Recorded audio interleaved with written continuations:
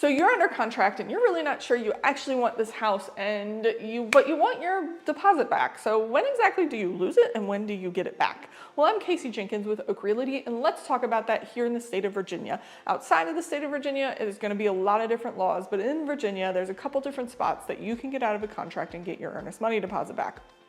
The first one is if you go through inspection, you find something that's huge and major, y'all try to negotiate, and you and the seller can't come to an agreement at all of how to get this fixed where you both are like, yes, let's move forward. You can then say, hey, I want out of the contract, and you can get your earnest money deposit back. The second one is if you have a house within an HOA. You're gonna get those HOA documents. You have 3 days to read those HOA documents.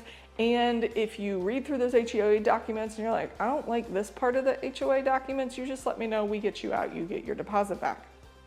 The other one is if you don't qualify for financing. So say you qualified for financing, we got you under contract, we get halfway through, something pops up and all of a sudden the lender's like, actually, you don't qualify. You get your money back and you get to, move on. And then the last one is the appraisal. So they say the appraisal comes back and the appraisal's like low. You are like, hey, seller, I need you to lower the price. Seller's like, hey, no, I need you to bring some extra money to the table. And y'all can't agree on how to make that lower appraisal work. You get to get out and get your money back. So if it's not one of those 4 things, then if you just decide on a whim one day, 4 days before closing that you don't want this house, you can write them to get out, but you will fall under what's called our default paragraph and you will not get your earnest money deposit back. The seller can come after you for damages. You can owe a lot of people a lot of money, AKA not a good idea, not something I would do.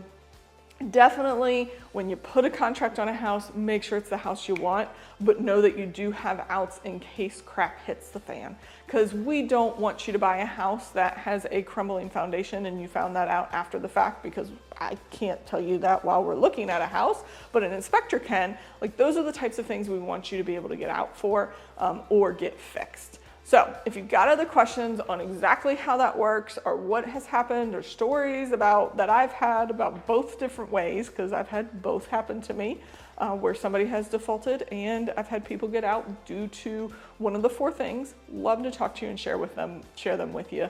Give me a call, shoot me a text, but otherwise don't forget to like and subscribe.